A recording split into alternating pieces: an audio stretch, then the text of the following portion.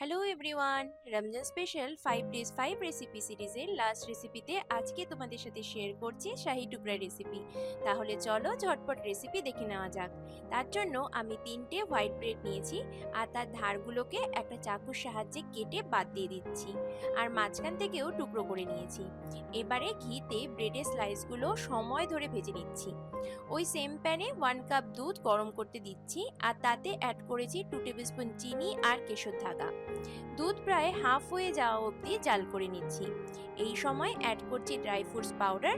আরও কিছুক্ষণ দুধ ঘন করে গ্যাসের ফ্লেম অফ করে দিচ্ছি।